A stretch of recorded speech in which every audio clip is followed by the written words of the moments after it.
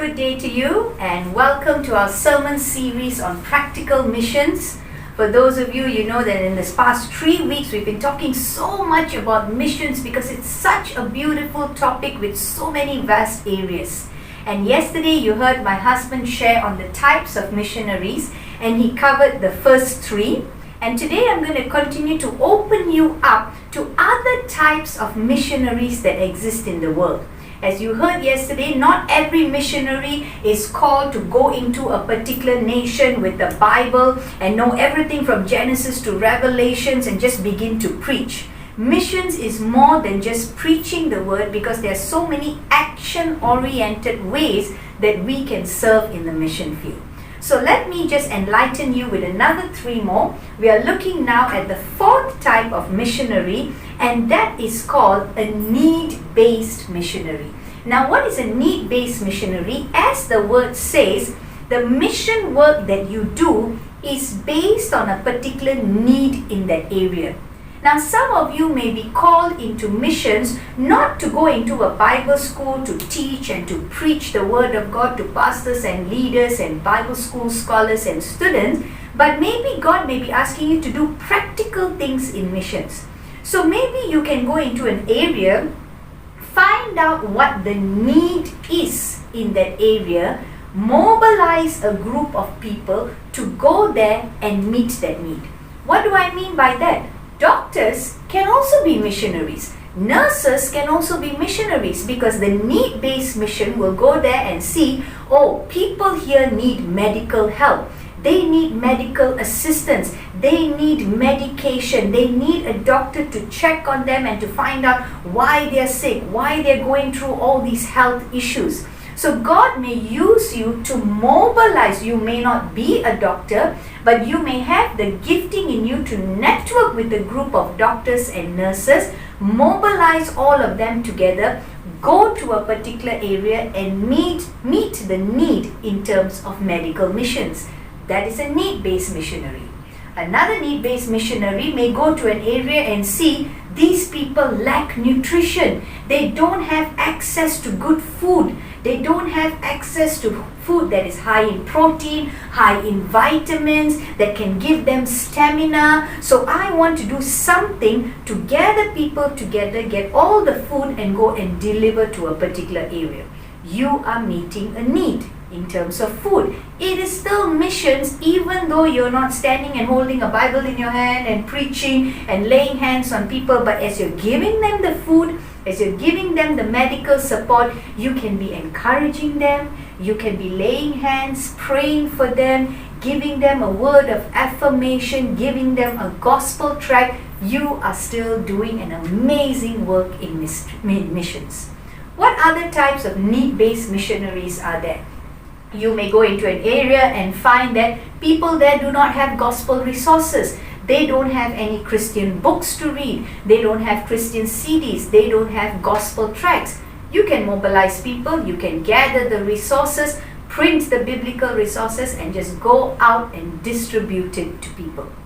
You may find that in an area where we know of, we read about a missionary in Ecuador that started a work in need-based missions when he went there and he actually found that people in that area, in that village, did not have a good set of teeth, okay? Not like all of us where we have all our 32 teeth, but he went there to that village and he found most of them probably had about 5 or 6, okay? All the rest of their teeth were missing.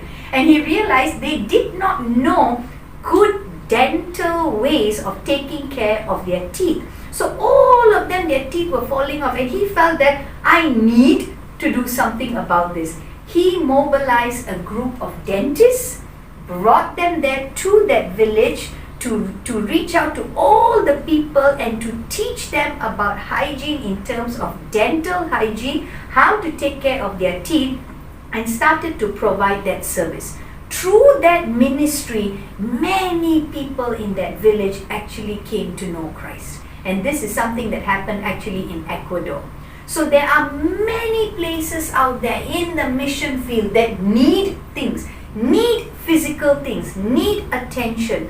What can you do in that area to bring and satisfy that need And at the same time as you're doing that, you're bringing the gospel, you're sharing Christ, you're giving them a Bible, giving them a gospel tract, talking to them about Jesus. You can be an amazing asset in the mission field.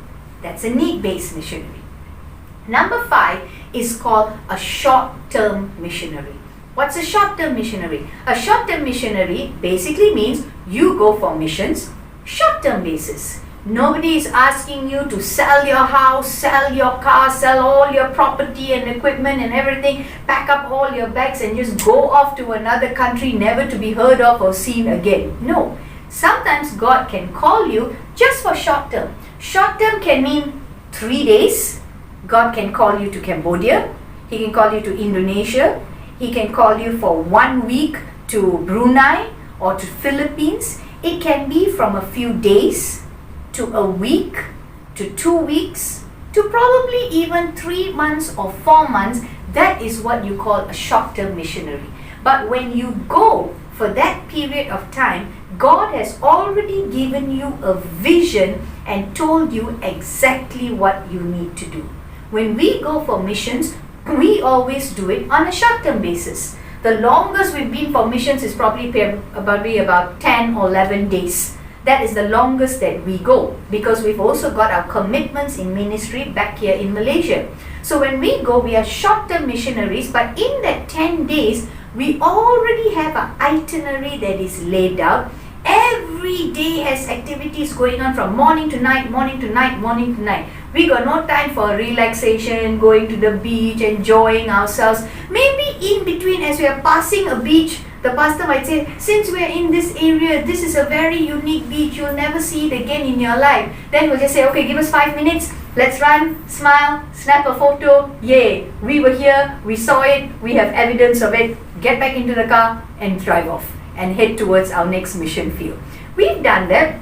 We see some interesting areas, but our whole itinerary from morning to night of that 10 days, we already went there ahead of time, preparing, having a vision, having a plan, having a schedule, and we maximize our time to impact pastors, leaders, Bible school students, youths, children, giving out food, giving out biblical resources, praying, ministering, evangelistic meetings, you name it, we'll do everything in that 10 days. That's a short-term missionary. Maybe God may move you and stir your hearts to just take some time. Probably you want to take about 3 or 4 days off. You know, here in Malaysia we have a lot of public holidays, and we love it when our public holidays always fall nearer a weekend. Like we have Thursday or Friday, that's a public holiday, or Monday or Tuesday, that's a public holiday, and everybody gets excited. Wow, long weekend, 5 days. And what do? We just want to relax at home, watch TV, enjoy life, lie in. How about if you have a long weekend, you decide, I want to do something for missions. Let me call Pastor Justin and Jacqueline and check if they're going for a mission trip. What can I do to be a blessing? There are many ways we can be a blessing, even if it means just 2 or 3 days. In fact, our Orang Asli outreach that we do is only 2 days. We go on Saturday morning and we come back on Sunday evening. Many people who have followed us for these short-term missions, just 2 days can change their life forever. It just moves and changes something within them. Perhaps God is calling you to be a short-term missionary. Number 6 is a project-based missionary. Now, what is a project-based missionary? A project-based missionary is different from a need-based. A need-based looks at the need, fulfills that need. A project-based missionary has in mind to carry out one particular project. He only focuses on a project. So it's not something that can be done in 1 or 2 days, because a project takes time. You may go into an area and you may find that in that village, people are economically not doing very well. And you think in your mind and you tell God, Lord, what do you want me to do? And God gives you a project. He gives you an idea and tells you, if you work on this project and you teach them that, it's something that's going to help them in the long run. You may see people that are economically not stable, not earning enough money. You don't want to just feed them for a day, You want to feed them for a lifetime. You want to teach them a skill that will help them in 10, 15, 20, 30 years to come. That they can learn it, they can teach their children and the next generation and the next generation. So there are missionaries that go into an area and realize that I want to do this project. I want to teach the people farming. They don't know about organic farming. They don't know how to plant vegetables. They don't know how to rear fish. But it's something so simple. So I embark on this project. I take 3 months to go there, gather all the resources, teach them everything from A to Z, all about farming, and I be there with them and I guide them, teach them step by step, probably go back a few months later, spend 2 months with them solely on this project. But through those actions, I'm using that as an opportunity to pray for someone who's sick, to give them some gospel resources, to share my life testimony. And in the process of carrying out our project, you are also winning souls for Christ. Farming is just one example. Maybe you may go to an area and you find that you want to teach them how to build houses, and you embark on this project on teaching them that particular skill. Sometimes it can be spending 5 months with them and teaching them a particular craft. And in them knowing that particular craft, they can do so many things. They can sell things and it becomes a business that would help them and sustain their family, their children and their grandchildren. That is a project-based missionary.